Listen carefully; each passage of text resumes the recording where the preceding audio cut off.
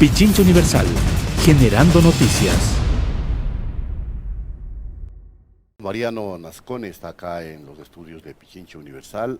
Él es exdirector de UNASUR y también estará con nosotros para analizar justamente esta respuesta que ha dado la Asamblea Nacional sobre el Tratado de UNASUR.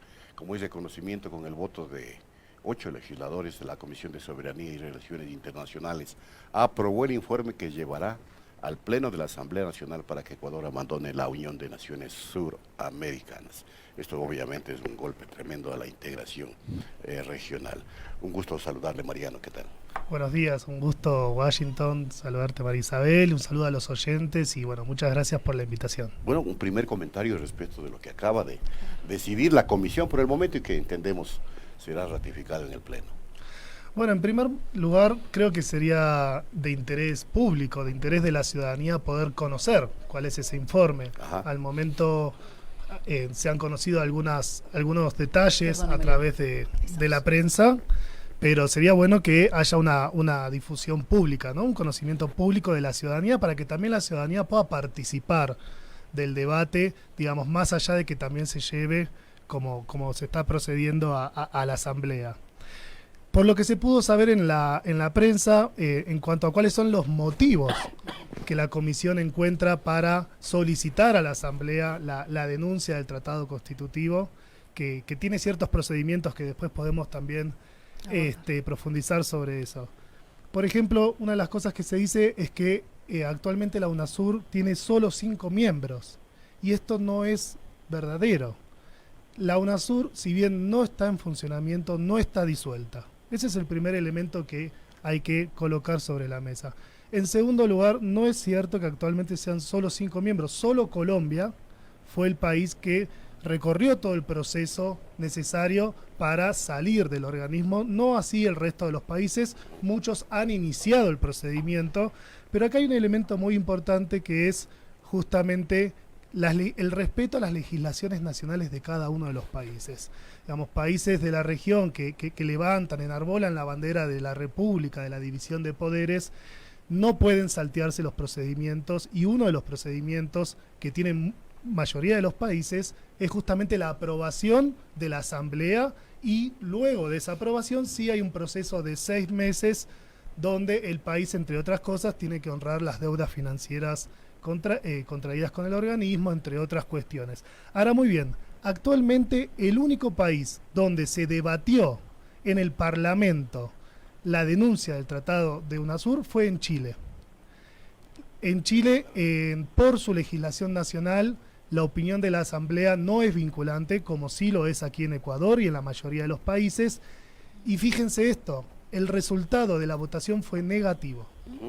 El resultado de la votación de los parlamentarios de Chile fue negativo en cuanto a la salida de Chile de la UNASUR. Recordemos que Chile, el presidente Piñera, es quien impulsó el foro Prosur, justamente en un intento de reemplazo a la UNASUR. Entonces creo que ese es el primer elemento, y creo que acá tenemos que hacer un llamado a darle la seriedad, darle la objetividad a la discusión y al tratamiento del tema que se merece. Pero breve paréntesis, Chile, ¿qué tipo de conformación política tiene en el Parlamento? Y dos, ¿cuáles fueron los argumentos que esgrimieron? Bueno, los argumentos tienen que ver, digamos, cada país tiene sus argumentos propios, digamos, más allá de los objetivos comunes que hay en la integración, cada país ve en los organismos, obviamente, la posibilidad de llevar adelante sus propias metas.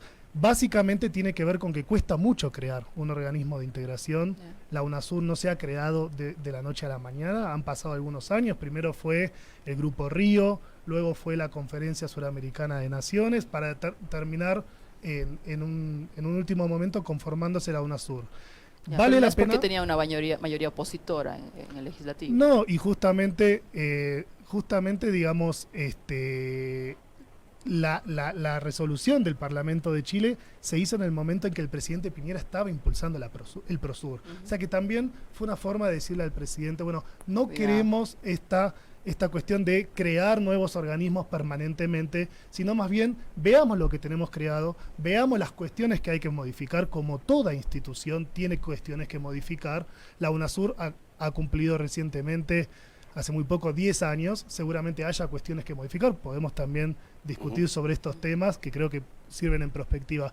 Pero digo, más allá de eso, me parece que lo importante es que la Asamblea, en este caso, digamos, le dé el tratamiento y el debate necesario al tema. Y en ese sentido, por ejemplo, que abra el espacio, que participe la sociedad civil en las discusiones, que participen los investigadores, los catedráticos, que participen las organizaciones sociales. Creo que eso es algo que está haciendo falta porque hay muy poca información real de lo que hizo la UNASUR. Quizás es un defecto en la política de comunicación que ha tenido el organismo y bueno, podemos conversar acá también de esos proyectos. Ahora, uno de los argumentos de la comisión es de que este organismo se creó sobre la base de una decisión de los gobiernos, liderado por los gobiernos, pero no por los estados, y esto debilitaría su constitución. ¿Es valedero ese argumento? Yo creo que lo que hay que apostar es a fortalecer la institucionalidad por sobre los gobiernos que estén de turno. Digamos, Pues entonces, evidentemente en un espacio conformado por 12 países, hay que decir que la UNASUR es el único espacio, el único organismo regional donde los 12 países son países miembros. Todos tienen las mismas facultades, los mismos derechos, a diferencia, por ejemplo, del Mercosur, que son los mismos países, pero hay miembros y asociados.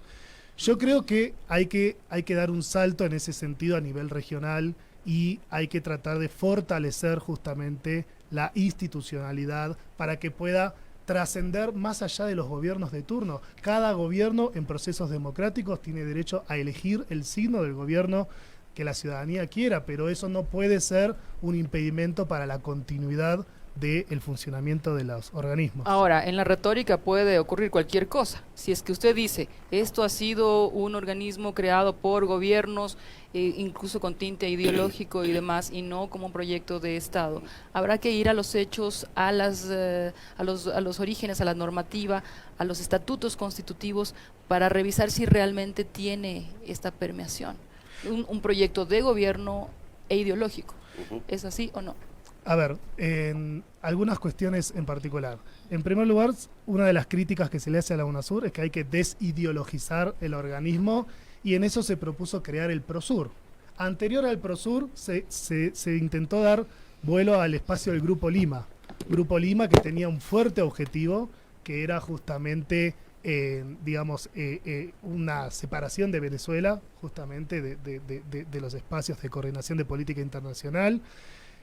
Luego ese organismo se ve debilitado por la posición de México, justamente de no ser parte de esas acciones condenatorias, y luego se intenta crear el PROSUR. Se dice un organismo desideologizado, pero no se invita a Venezuela, por ejemplo, a participar en la creación.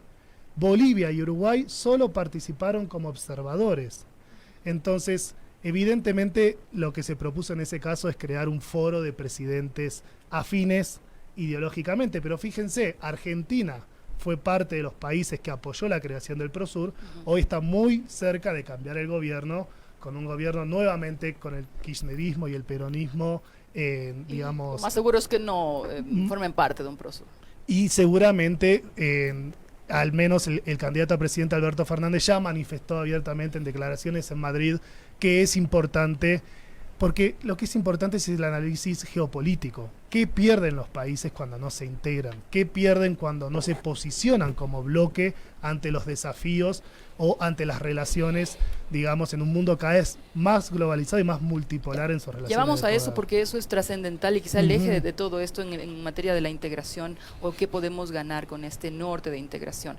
Pero antes de esta pregunta planteada, ¿esto nació como proyectos de gobierno, de fortalecimiento o propaganda de estos gobiernos? No, cuando nace la UNASUR, tengamos en cuenta que convivieron en el mismo espacio Uribe en Colombia y Chávez en Venezuela, digamos, y eso no impidió que se lograran avances sustanciales. Entonces, digamos, creo que eso no es así. Lo que sí hubo en ese momento, y me parece que es importante recuperar ahora, se dijo, bueno, tenemos diferencias ideológicas, eso también impacta en la estrategia de inserción internacional que cada país tiene, pero eso no impidió generar los mínimos comunes. Los mínimos comunes de reconocer, bueno, en estos temas es necesario que nos integremos.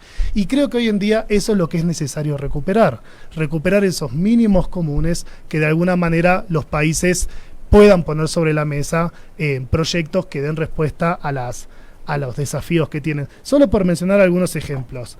Uno de los elementos que se conoció en la prensa es que UNASUR no ha cumplido con sus objetivos, lo cual podría ser, según la Comisión, una causal para la denuncia del Tratado Constitutivo. Un objetivo de la UNASUR es el fortalecimiento de la democracia. Recordemos que UNASUR tiene una cláusula democrática que la ha aplicado en Bolivia en el año 2008, en Ecuador en el año 2010, ustedes recordarán, y en Paraguay en el año 2012. Néstor Kirchner, cuando fue secretario general de la UNASUR, dio resolución a un posible conflicto bélico entre Venezuela y Colombia. Se desarrollaron más de 15 misiones electorales desde la UNASUR, donde se trabajó en la creación de un reglamento y un manual justamente de misiones electorales para tener un procedimiento institucionalizado. Otro de los objetivos, crear un proceso de integración en lo social, en lo cultural, en lo económico, en lo político. Miren, yo les puedo solamente listar, sé que el tiempo es corto en radio, es pertinente. Pero un mecanismo que tiene la UNASUR son los proyectos del Fondo de Iniciativas Comunes, fondos que salen de los aportes de los países y donde se han financiado proyectos como por ejemplo el de Ciudadanía Suramericana, un proyecto que planteaba la libre movilidad de personas, no solo de capitales en los organismos de integración. Y ahí se planteaba, por ejemplo, el tema del reconocimiento de los aportes laborales de un ciudadano de una nacionalidad en otro país, el reconocimiento de títulos académicos. Si yo quiero ir a estudiar al Ecuador, que me reconozcan los títulos de Argentina, no solo para seguir estudiando, sino también para ejercicio profesional, digamos, y eso tiene que ver. Nosotros hicimos un estudio comparando los países y nos dio el estudio que el 63% de la migración de los países de la región es migración intrarregional. Significa que los ciudadanos como primeras opciones eligen moverse dentro de los países de la región. Por ejemplo, en salud. Pero solamente una cosita, en la visa UNASUR entiendo que esta es la que ha servido incluso para muchísimos ciudadanos venezolanos acá en el Ecuador, antes de imponer el tema de la visa de excepción humanitaria. Sí, y hay dos elementos muy importantes. Qué importante sería la UNASUR justamente hoy con este conflicto migratorio, pero ¿por qué sería importante? Porque es un espacio de coordinación de los países, donde coordinan posiciones, en este caso sobre temas migratorios, pero también pueden negociar posiciones para cooperar en otros temas. Y por otro lado, otro de los objetivos de la UNASUR es la convergencia. Se dijo, bueno, cuando creemos la UNASUR, no repitamos los que están haciendo otros organismos. En el tema de movilidad humana, se recuperó la experiencia del Mercosur, la experiencia de la Comunidad Andina, y se creó justamente este proyecto que incluía esas experiencias. Otros proyectos, en salud, por ejemplo, creamos un banco de precios de medicamentos para comparar cuánto pagaban los países por el mismo medicamento. ¿Y esto con qué tiene que ver? Tiene que ver con uno de los objetivos de la UNASUR, que es la reducción de asimetrías entre los países. Hicimos una proyección sobre 14 medicamentos, solo 14 medicamentos. ¿Cuánto se hubieran ahorrado los países si hubieran pagado el precio más bajo, por ejemplo, que consiguen Brasil y Argentina, porque tiene una capacidad de compra mucho mayor que países como Guyana, Surinam, etcétera? Solamente en 14 medicamentos se hubiera ahorrado $100 millones, estableciendo una compra conjunta, donde los países se juntan y le dicen a la industria farmacéutica, oiga, si no nos hace el mismo precio que Argentina y Brasil, nadie te compra. Solamente en 14 medicamentos. Imagínense ese presupuesto cómo podría ser aprovechado para los ministerios de salud, justamente. Y estábamos haciendo un estudio mapeando las capacidades de producción para ya no tener que comprar en la industria farmacéutica que se aloja principalmente en los países del norte, sino ver cuáles son nuestras capacidades de producción, cómo nos podemos cooperar para producir nosotros mismos los medicamentos. Y así pudiera seguir políticas en riesgos y desastres naturales. Estos días publiqué un artículo sobre los incendios en la Amazonía y los mecanismos que ya existían en la UNASUR y que están ahí a disposición de los países para coordinar respuestas rápidas. Ahora, ¿se puede dar el salto cualitativo en los estados a fin de que se consideren estos aspectos que usted señala, Mariano, para constituir o fortalecer el organismo regional u otro, dejando de lado lo que a la final prima? Y ha primado para inclusive la salida de varios países de UNASUR o el planteamiento de salida, que es la cuestión ideológica. Yo planteo algo que es un concepto que es, creo que en muchos casos hay como una miopía regional, ¿no? Digamos, muchas veces los gobiernos no pueden ver más allá de lo que le puede dar un resultado electoral en cierto grupo, digamos, elector de su país, antes salir a atacar a algún país o atacar a algún exmandatario. Y digo, ¿por qué miopía? Porque lo que están renunciando ahí los países es a un proceso de a un proceso de inserción internacional como bloque de países. Y eso es lo que se pierde.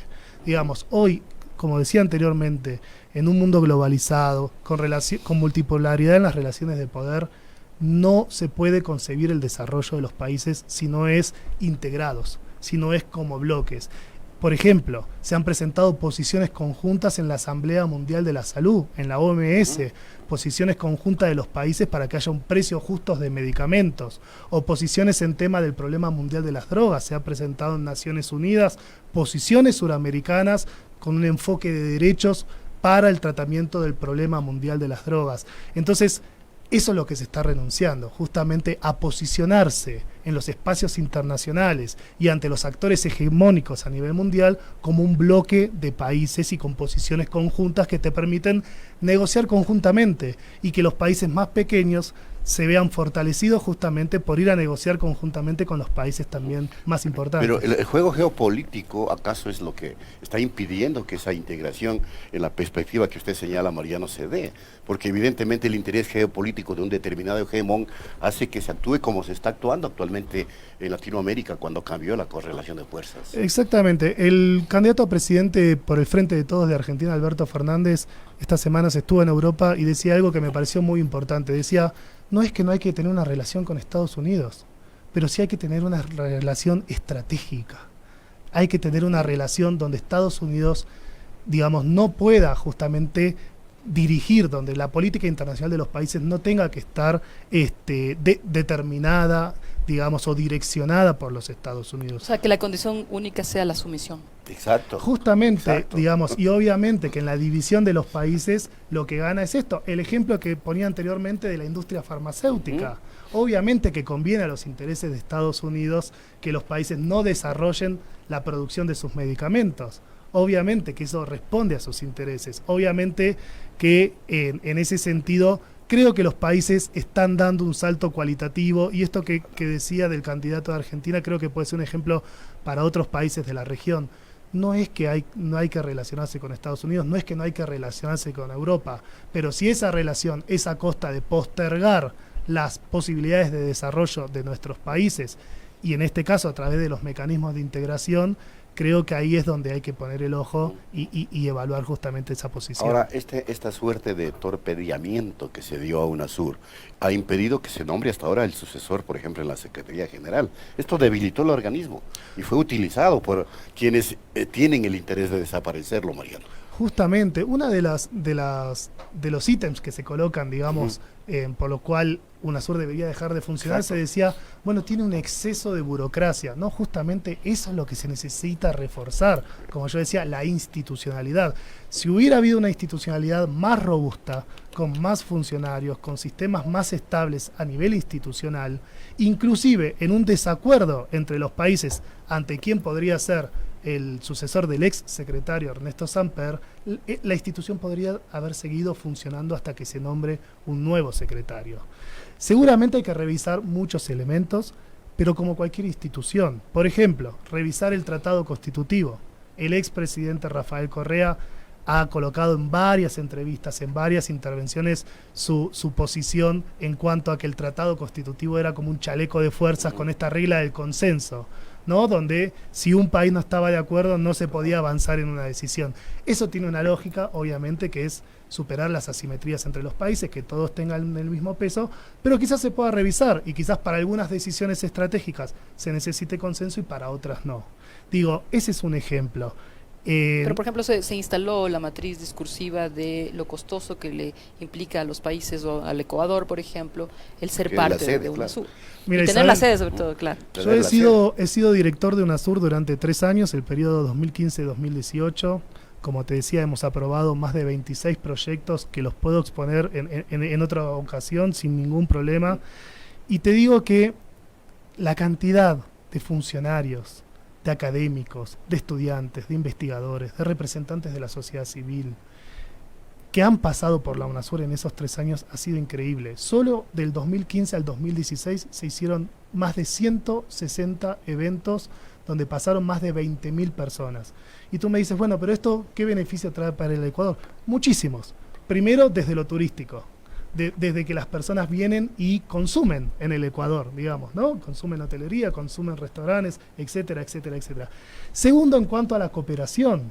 Muchas veces funcionarios de distintos ministerios, cancilleres, autoridades que vienen a una reunión de UNASUR por estar en el Ecuador, el gobierno de Ecuador aprovecha su presencia y organiza una reunión bilateral, una reunión triangular para tratar temas de cooperación bilateral con el Ecuador, aprovechando la presencia de esos funcionarios en el país, y esa cooperación le trae muchos beneficios al Ecuador, inclusive en términos económicos.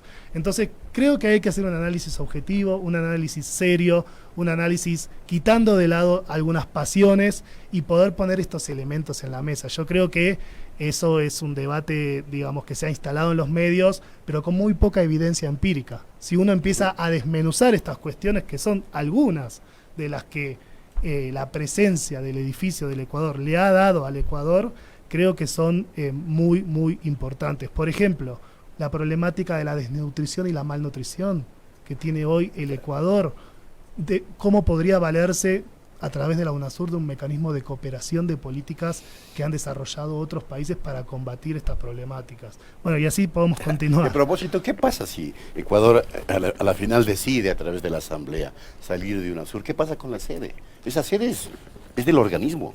Si bien está en el Ecuador, pero es del organismo. Así debe entenderse. Yo creo que ese debate es un debate posterior, sí. Si me permitís, Washington. Ciertamente, pero está ahí. Está ahí, pero creo que ahora tenemos que aunar los esfuerzos, digamos, para dar otro debate. Como te decía, la Asamblea tiene que dar a conocer este informe a la sociedad. La sociedad tiene que participar de este debate, así como yo puedo exponerte distintas experiencias, proyectos que quizás no son conocidos. Hay otros actores que pueden dar otras posiciones. Digo, me parece que, y en esto retomo las palabras del ex secretario Ernesto Samper, creo que el presidente debería reconsiderar, digamos, esta posición en cuanto a lo que pierde el Ecuador al renunciar a ser la capital suramericana. Imagínate. Ciertamente, pero las circunstancias políticas del Ecuador, al parecer, lamentablemente, no va a permitir que aquello acontezca, Mariano. También lo hago desde un análisis como ciudadano latinoamericano. Hay que tomar en cuenta esa posición, pero yo digo que la decisión que se tome, que sea lo más fundamentada, lo más discutida y lo más consensuada posible. En esta radio he escuchado en otros programas algunos invitados que decían los porcentajes bajos de legitimidad que tiene la Asamblea en el Ecuador, y lo digo con mucho respeto. Yo soy ciudadano de otro país, argentino, pero muy agradecido de lo que Ecuador me ha brindado y y la apertura, pero digo, no sé si cerca de un 80% de desconfianza. Digo, entonces no es solamente la decisión que tome la Asamblea, sino los procedimientos justamente que se dan para tomar esas decisiones. Y creo que ahí es donde tenemos que, cada uno desde su lugar, tratar de poner la relevancia de que eso suceda. Pichincha Universal. Aquí se escuchan bien las noticias.